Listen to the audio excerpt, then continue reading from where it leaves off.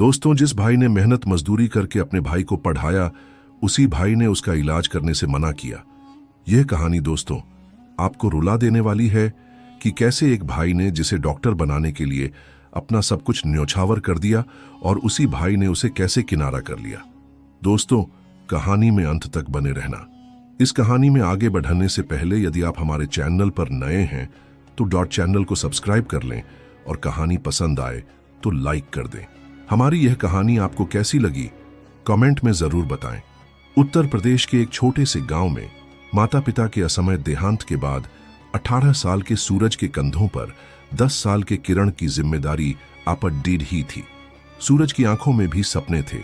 वह भी PRH लिखकर कुछ बनना चाहता था, लेकिन उसने अपनी सारी इच्छाओं और सपनों की आहुति अपने छोटे भाई के भविष्य की वेदी पर दे दी। सूरज ने प्रहाईछो डहोंडी और गांव के पास की एक लोहे की फैक्ट्री में काम पक ढहन लिया। सुबह की पहली किरण के साथ उसका दिन शुरू होता और रात के स्याह अंधेरे में खत्म। फैक्ट्री का शोर, जलते लोहे की गंध और शरीर पर चिपकी तेल और कालिक की परतें ही उसकी नियति बन चुकी थी। हर महीने जब तनख्वाह के कुछ हजार रुपए उसके फटे पुराने हाथों में आते तो उसकी आंखों में एक अजीब सी चमक आ जाती। यह चमक अपने लिए नहीं बल्कि उसके भाई किरण के लिए थी। किरू, तू बस मन लगाकर पढ़ना, पैसे की चिंता मत करना, सूरज अपनी आधी रोटी किरण की थाली में रखते हुए कहता। मुझे कलेक्टर नहीं बनना, मुझे तो तुम्हें कलेक्टर बनाना है मेरे भाई। किरण होनहार था। उसकी आंखों में भी अपने भाई के लिए सम्मान और प्यार था, क्योंकि वह जानता था कि उसकी हर किताब, हर यूनिफॉर्म, हर फीस सूरज के पसीने और खून से चुकाई जा रही है। जब किरण ने जिले में टॉप किया और मेडिकल की प्रवेश परीक्षा देने की इच्छा जताई तो पूरे गांव वाले ने कहा, सूरज, यह पागलपन है, तू यह नहीं कर सकता। डॉक्टर बनाने में लाखों लगते हैं, तू मजदूर आदमी कहां से इतना पैसा लाएगा। सूरज बस मुस्कुराया। उसने फैक्ट्री में डबल शिफ्ट करनी शुरू कर दी। दिन में मजदूरी, रात में चौकीदारी। उसने अपने खाने में कटौती की, सालों तक नए कपड़े नहीं खरीदे, लेकिन किरण की कोचिंग की फीस कभी लेट नहीं होने दी। गांव की एक लड़की राधा, जो मन ही मन सूरज को पसंद करती थी, अक्सर उसे देखती और कहती, सूरज, थोड़ा अपना भी ख्याल रखा करो, शरीर है, मशीन नहीं। सूरज कहता, जिस दिन मेरा किरण डॉक्टर बन जाएगा उस दिन समझ लेना मेरी सारी थकान उतर जाएगी। और वह दिन आया। किरण ने देश के सबसे बड़े मेडिकल कॉलेज में दाखिला पा लिया। जब वह शहर जा रहा था तो सूरज ने अपनी जिंदगी की सारी जमा पूंजी, जो एक छोटे से टिन के डिब्बे में रखी थी, उसके हाथ में थमा दी। किरण की आंखों में आंसू थे। उसने सूरज के पैर छूकर कहा, भैया, मैं आपका यह कर्ज कभी नहीं भूलूंगा। जिस दिन मैं बाडीडीढ़ा डॉक्टर बन जाऊंगा, आपको इस नर्क से निकालकर अपने साथ शहर ले जाऊंगा। सूरज ने उसे गले लगा लिया।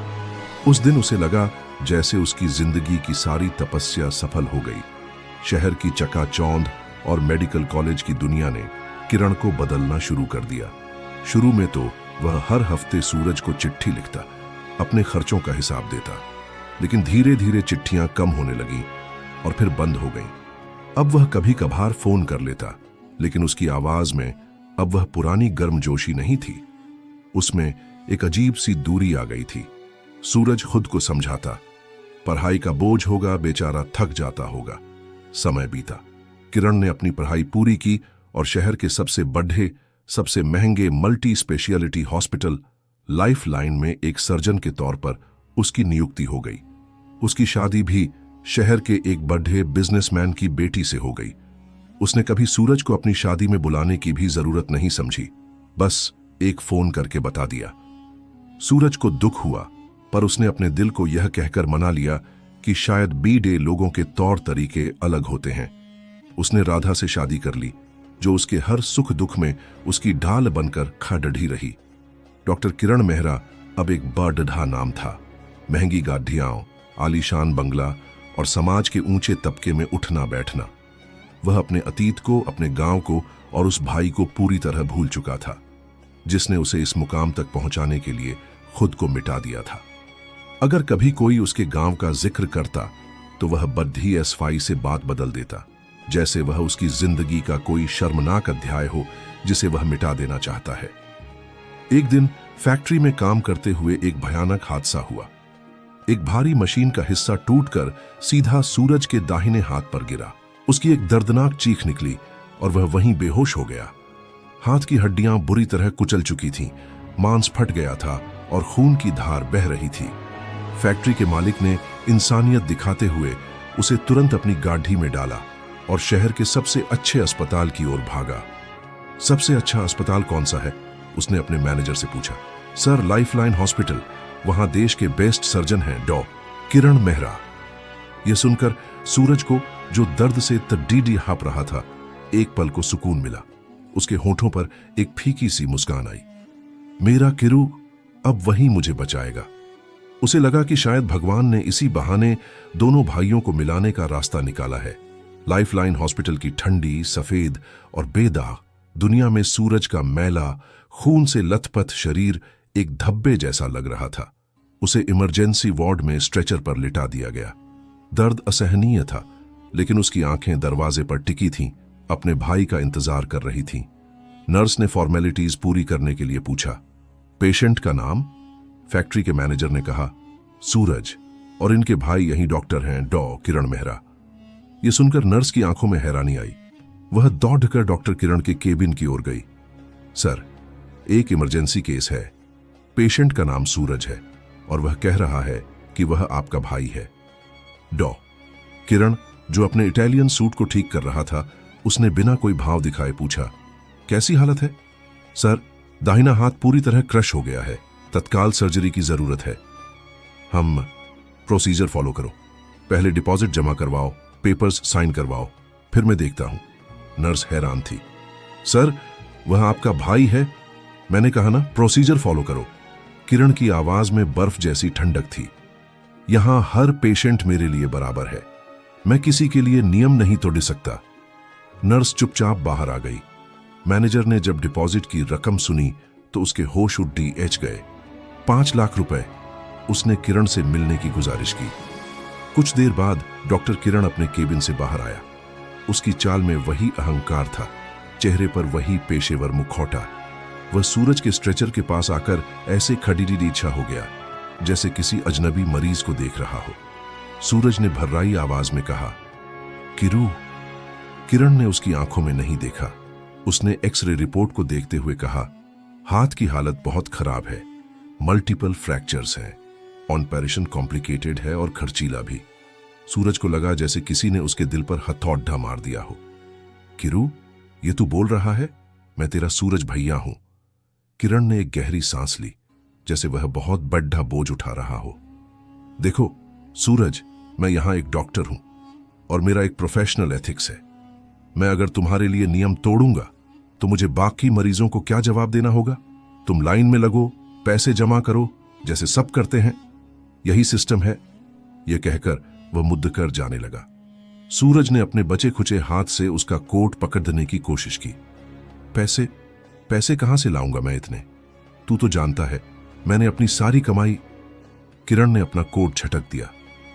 वह तुम्हारा अतीत था, यह मेरा वर्तमान है। मैं अपने प्रोफेशन के साथ कोई समझौता नहीं कर सकता। वह चला गया। सूरज की आंखों के सामने अंधेरा छा गया। उसके हाथ का दर्द अब कुछ भी नहीं था उस दर्द के सामने जो उसके दिल में उठा था। जिस भाई के लिए उसने अपना सब कुछ लुटा दिया, आज वही उसे नियमों और सिस्टम का पाठ पढ़ा रहा था। उसका हाथ नहीं टूटा था, उसका विश्वास, उसका अभिमान, उसका दिल, सब कुछ चकनाचूर हो गया था। फैक्ट्री के मालिक और राधा ने जैसे तैसे चंदा इकट्ठा करके सूरज को एक सरकारी अस्पताल में भर्ती कराया। डॉक्टरों ने हाथ बचाने की पूरी कोशिश की, लेकिन बहुत देर हो चुकी थी। इन्फेक्शन फैल गया था। हाथ को काटना तो नहीं पड़ा, लेकिन वह हमेशा के लिए बेजान हो गया। वह अब उस हाथ से न तो कुछ उठा सकता था, न ही कोई काम कर सकता था। सूरज की फैक्ट्री की नौकरी चली गई। वह एक जिंदा लाश बनकर रह गया। महीनों तक वह एक कमरे में बंद रहा, बस शून्य में ताकता रहता। एक दिन राधा ने सूरज के सामने एक बच्चे को देखा जो पोलियो के कारण अपने पैरों पर खड्डा नहीं हो पा रहा था और लोहे के भारी कैलिपर्स के साथ घिसट रहा था। सूरज की शून्य आंखों में पहली बार एक भाव जागा। उसे उस बच्चे में अपना अधूरापन दिखा। उसी रात उसने अपनी पुरानी फैक्ट्री के ज्ञान और टूटे फूटे औजारों से कुछ करना शुरू किया। अपने एक हाथ और राधा की मदद से वह दिन रात कबाड़, डेच और हल्के सामान से कुछ बनाने में लगा रहा। कई हफ्तों की मेहनत के बाद उसने एल्यूमिनियम और हल्के प्लास्टिक से एक ऐसा वॉकर बनाया जो बेहद हल्का और इस्तेमाल करने में आसान था। उसने वह वॉकर उस बच्चे को मुफ्त में दे दिया। जब उस बच्चे ने पहली बार बिना किसी सहारे के कदम बढ़ाए तो उसकी मां की आंखों में जो आंसू थे, उन्होंने सूरज के अंदर बुझ चुकी आग को फिर से हवा दे दी। यहीं से सहारा का जन्म हुआ। सूरज ने विकलांग और जरूरतमंद लोगों के लिए कम लागत वाले हल्के और असरदार सहायक उपकरण बनाने का एक छोटा सा काम शुरू किया। उसने एक छोटा सा लोन लिया और अपने घर के पिछवाड़े में ही अपनी वर्कशॉप बना ली। उसकी लगन और ईमानदारी रंग लाने लगी। उसके बनाए उपकरण न सिर्फ सस्ते थे बल्कि बहुत कारगर भी थे। एक हाथ से काम करते हुए सूरज ने जो डिजाइन बनाए उनमें एक अनोखी संवेदनशीलता थी, क्योंकि वह उस दर्द को खुद महसूस कर चुका था। धीरे धीरे उसका काम बढ़ने लगा। जो लोग उसे लूला या बेचारा कहते थे, अब उसे सूरज भैया कहने लगे। कुछ ही सालों में सहारा एक छोटी वर्कशॉप से एक बड़ी कंपनी बन गई, जो देश भर में हजारों लोगों की जिंदगी का सहारा बन रही थी। सूरज अब एक सफल और सम्मानित व्यवसायी था, लेकिन उसके चेहरे पर आज भी वही पुरानी सादगी और आंखों में एक गहरा दर्द था। उधर डॉक्टर किरण मेहरा सफलता की सीढ़ियां चढ़ता जा रहा था, पर इस सफलता के साथ उसका अहंकार और लालच भी बढ़ता जा रहा था। वह पैसे के लिए गैर जरूरी ऑपरेशन करने लगा था। एक दिन एक बहुत बड़े राजनेता का ऑपरेशन करते समय उसकी एक छोटी सी लापरवाही मरीज की मौत का कारण बन गई। मामला मीडिया में उछल गया। राजनेता के परिवार ने अस्पताल और डॉक्टर किरण पर लापरवाही का केस कर दिया। किरण को बचाने के लिए अस्पताल के मैनेजमेंट ने सारा दोष उसी पर डाल दिया। उसके साथी डॉक्टरों ने, जो उसके अहंकार से जलते थे, उसके खिलाफ गवाही दे दी। अदालत ने डॉक्टर किरण मेहरा को दोषी पाया। उसका मेडिकल लाइसेंस हमेशा के लिए रद्द कर दिया गया। उसकी शोहरत एक पल में मिट्टी में मिल गई। उसकी अमीर पत्नी ने उसे तलाक दे दिया। बैंक अकाउंट सील हो गए।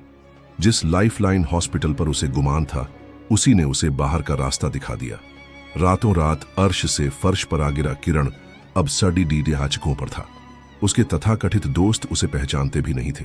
महीनों तक वह दर दर की ठोकरें खाता रहा। भूख, बेबसी और अपमान ने उसके अहंकार को तोड़ी ढीर कर रख दिया। एक दिन भूख से बेहाल, फटे हुए कपड़ों में वह एक लंगर में लाइन में लगा था। तभी उसकी नजर एक अखबार पर पड़ दी। अखबार के मुख्य पृष्ठ पर सहारा इंडस्ट्रीज के मालिक श्री सूरज की तस्वीर थी, जिन्हें वर्ष के सर्वश्रेष्ठ सामाजिक उद्यमी का पुरस्कार मिला था। तस्वीर में सूरज के चेहरे पर वही पुरानी मासूमियत थी, लेकिन उसकी आंखों में एक आत्मविश्वास था। उसके बगल में उसका वही हाथ था जो अब काम नहीं करता था, लेकिन आज वह हाथ हजारों लोगों को सहारा दे रहा था। किरण को वह दिन याद आ गया। अस्पताल का वह ठंडा गलियारा, सूरज की दर्द भरी आंखें और अपने कहे हुए शब्द, यह मेरा प्रोफेशन है। उसे लगा जैसे धरती फट जाए और वह उसमें समा जाए। शर्म और पश्चाताप के बोझ तले दबा हुआ वह अपने भाई के पते पर पहुंचा, जिसे उसने सालों पहले अपनी डायरी से फाड़ डांचकर फेंक दिया था। सहारा इंडस्ट्रीज की विशाल इमारत के सामने खड्डा किरण कांप रहा था। वह एक मैले कुचैले भिखारी जैसा लग रहा था। गेटकीपर ने उसे रोक लिया। किससे मिलना है? सूरज, सूरज से उसकी आवाज एक फुसफुसाहट बनकर निकली। कुछ देर बाद सूरज बाहर आया। उसने किरण को देखा। एक पल के लिए दोनों चुप रहे। सूरज ने किरण के फटे कपड़े, उलझे बाल और धंसी हुई आंखें देखीं। उसकी आंखों में नफरत या गुस्सा नहीं था, बस एक गहरी अथाह पीड़ा थी। उसे वह अहंकारी किरण मेहरा नहीं, बल्कि अपना खोया हुआ, डरा हुआ छोटा भाई किरू नजर आ रहा था। किरण कुछ कह नहीं सका। वह घुटनों के बल जमीन पर बैठ गया और बच्चों की तरह फूट फूट कर रोने लगा। भैया, भैया मुझे माफ कर दो, मुझसे भूल हो गई। सूरज ने आगे बढ़कर उसे उठाया और कसकर गले लगा लिया। सालों का जमा हुआ दर्द दोनों भाइयों की आंखों से आंसू बनकर बह निकला। सूरज ने किरण के सिर पर हाथ फेरते हुए कहा, मेरा हाथ तो उसी दिन टूट गया था किरू, लेकिन उसे ठीक होने में इतना समय नहीं लगा जितना मेरे टूटे हुए दिल को लगा। समय का पहिया घूमता जरूर है, पर यह सिर्फ सजा देने के लिए नहीं घूमता। कभी कभी यह भूले भटकों को घर वापस लाने के लिए भी घूमता है। सूरज ने किरण को माफ कर दिया, लेकिन उसे खैरात नहीं दी। उसने उसे अपनी ही कंपनी की रिसर्च विंग में एक छोटी सी नौकरी दी। उसने कहा, तुमने अपनी डॉक्टरी खो दी, पर अपना दिमाग नहीं। अब अपने ज्ञान का उपयोग उन लोगों के लिए करो जिन्हें सच में सहारे की जरूरत है। आज सहारा इंडस्ट्रीज के वर्कशॉप में दो भाई साथ काम करते हैं।